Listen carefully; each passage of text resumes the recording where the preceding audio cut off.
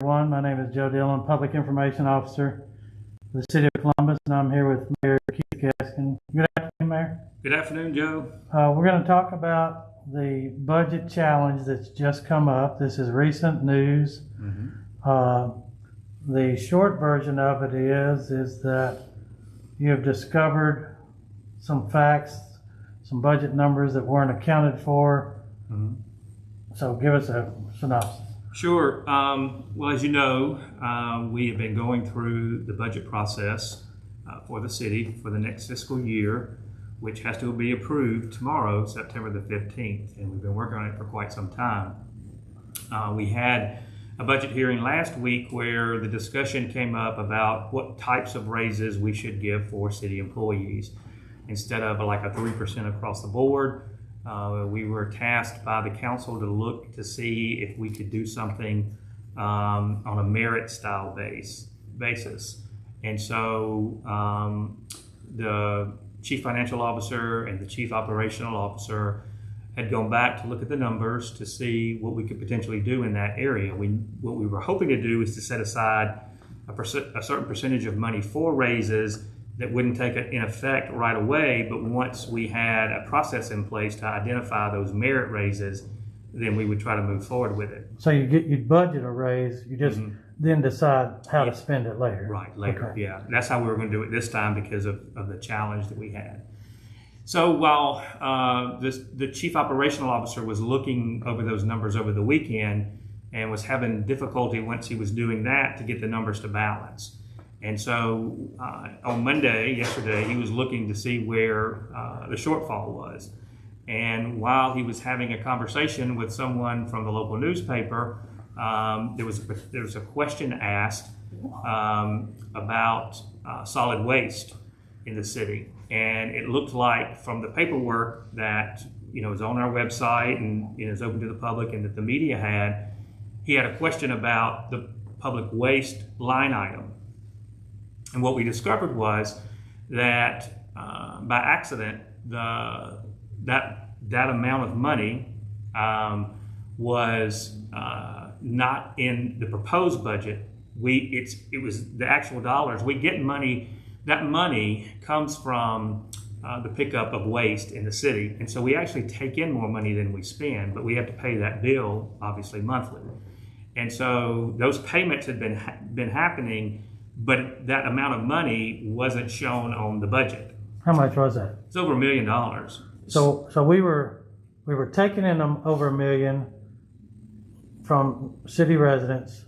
We were paying our bills to the garbage service, but we weren't showing that in the budget as spent money. Yes. And we take that money through the Columbus Light and Water Department. Through the resources come to us, then we pay the bill. That actual revenue was being shown in the budget, but the expenditure was not being shown in the budget that we were preparing. Right. So instead of having what we thought was a $500,000 surplus, we were showing a close to $1.5 million deficit. So what that means is we had to start over. And we did not discover this completely until late yesterday afternoon. And so at that time, Mark Alexander and I, our chief operational officer, interim, immediately made the city council members aware of it. Because basically what that means is we have to start over on our budget between now and tomorrow. What it means is that many of the things that we had set in the budget that we thought were priorities for the police department and the fire department, as far as radios and breathing apparatuses for the fire department, looks like it's not going to be in this budget. Now, having said that, we had it in the budget because I felt like it was a priority to get this equipment to those life-saving areas within the city. And I still was hoping to find grant money to cover it, and we'll do that, but we wanted to get it in the budget right away. It looks like we're not going to be able to do that now.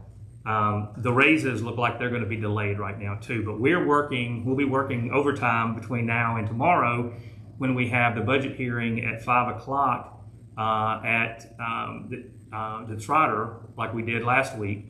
And we will, by law, have to pass a budget at that time, balanced budget. And a balanced budget means that the revenue and the expenditures equal out to zero. And state law requires those numbers to match, right? Mm-hmm. So you're basically having to go back and find $1 million in cuts. Yeah, basically, yes. So a lot of the things that, those there was also some things like there was some deferred maintenance in there for the roof at the complex, the municipality complex. There was some deferred maintenance at the Trotter that was in there, and several other things. One of the things that was the big discussion from before was the importance of trying to find, money for raises for the city employees, because it's been quite some time since there's been, raises. But the silver lining into this is that we found it before the budget was passed. It's unfortunate that it happened. Delia, our CFO, does a really good job. She's been here. She came on board not long after the embezzlement issue happened.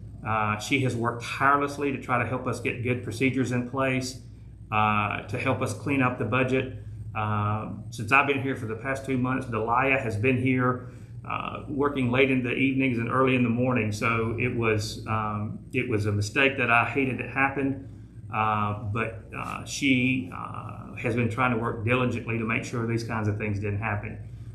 Before this happened, Delia had tendered her resignation to go to West Point to work for the city of West Point, which I think is a good match for her, and I think she's going to do a fantastic job over there. I don't want this to be a bad reflection on her. It was unfortunate, and these are the kind of mistakes that we can't afford to happen, but everybody's human, and it happens. And one of the things that I was happy about was that I'm one who believes that transparency is the right thing. That's why we want to get this budget out in front of the citizens.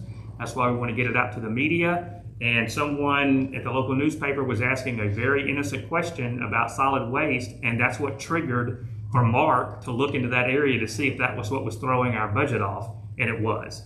So that's a positive thing. That's not a negative thing. I believe, a lot of people bash the media these days, but they play a role, and in this case, they played a very good role for the city. Mayor, the CFO, the former CFO was convicted of embezzlement, is now in jail, incarcerated. Are you still working through issues that when he left that make budget work more difficult? Yes, one of the things that was uncovered after it was discovered that he was embezzling was that the city did not have a lot of best practices in place as far as controls within the system to prevent mistakes from happening. When you're working on a budget the size of ours with the level of employees that we had, you want to have everything you can in place to protect your employees, even the good ones who aren't trying to do something bad, but to make sure that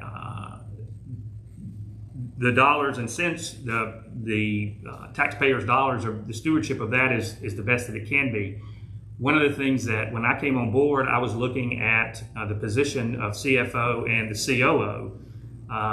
One of the things that jumped out to me was it seemed to me, and then I confirmed it with talking to other professionals, that we needed a COO that had a strong accounting background, possibly a CPA, and that understands budgets and working the critical parts of a municipality budget. That's very different from other types of accounting, understanding the mill process and that kind of thing. So I had already been thinking about, restructuring possibly the chief financial officer position back to what is traditionally called in most municipalities like the city clerk or treasurer, and then increasing the role of the CFO in the budgeting process, and maybe move some of the responsibilities of the CFO into another area. The chief operational officer to other areas, so that position can focus more on setting the budget and keeping up with the accounting processes and those kinds of things, because there's been a lot of questions over the years about budgeting for City Hall. And in a way to also keep our City Council through the COO more engaged in the budgeting process. I as mayor cannot really talk to them easily because of the Open Meetings Act. Right. But a COO can talk to them at any time, and I would like to get the city council more involved in the budgeting process, just as I would like the citizens to be more involved in the budgeting process, so that everybody has a clear understanding of what we're trying to do with the monies that we have in place. So, was this fun for this to happen? No, I about threw up last night when we discovered it. But I also see the silver lining in it, that we caught it now instead of after the budget was passed. Last question. I appreciate your time. You mentioned early on about the raises. Those are important. But even with what you've discovered, you mentioned in our interview that you haven't given up. I mean, No. So talk about, what would you do? Would you come back and revisit it? The raises? Yes, sir. Well, I was quoted in the paper last night. I was interviewed by them right after finding out about it. So I think my quote was, fairly harsh. It was, everything's out the window. But I think it's going to be difficult to do the raises at this point because of the 1.5 that you got to cut out of the budget to have a balanced budget. That's not a small amount of money.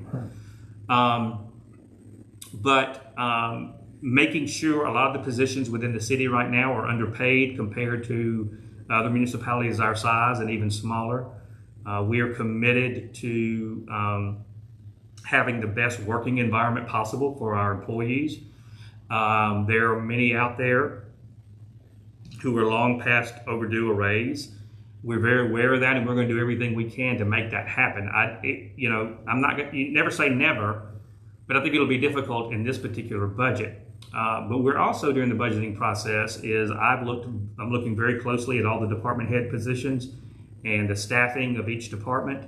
I'm looking at all the job descriptions for most every position in town, trying to make some suggestions of how we might do a better job and be more efficient in what we do. One of the areas that I talked about a lot in the campaign and since I've been in office is the need for us to be more aggressive in looking for grant support at the federal, state, and in the private sector. I really believe in trying to find community partners for a lot of the projects that we could work on, and I think we're going to be very aggressive in trying to find grant dollars that will, release some of the general fund money that we could potentially use for raises and other things over time. I also want to make sure we're working towards having a capital budget where we're planning and saving money for the work that we need to be done in infrastructure. We know that we're going to have to replace police cars, fire trucks, equipment at Public Works. We know we're going to have to fix roofs on buildings and those types of things. So you need to be preparing for that as you go down over the years. You don't need to wait and then take out, a bond to pay for short-term maintenance like that. That's why we're in the position we're in right now with some of the debt and why we're raising the millage this year to cover that.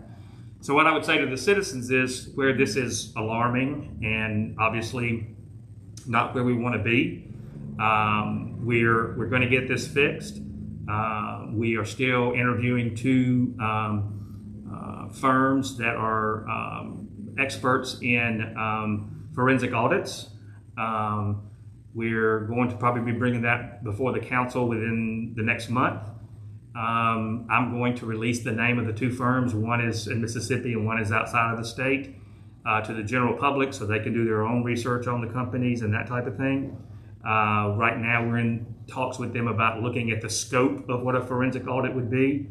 Again, this is part of it will be looking at what happened with the embezzlement. Part of it will be looking at, do we have the best practices in place in all of our departments to make sure we're spending in a way that is appropriate and being the best stewards of the money. So we're not looking at trying to point fingers or catch somebody at something at all. We're trying to find out if we're being the best stewards of the taxpayers' dollars, and if we're not, how do we get there? I'm committed to doing that. All I can do is bring it before the city council. They will then vote to see if it's something that they feel like we can afford and we should do if it was necessary to do. So that's kind of where we are on it. Great. Well, thank you, Mayor, for your time. Thank you for the update, and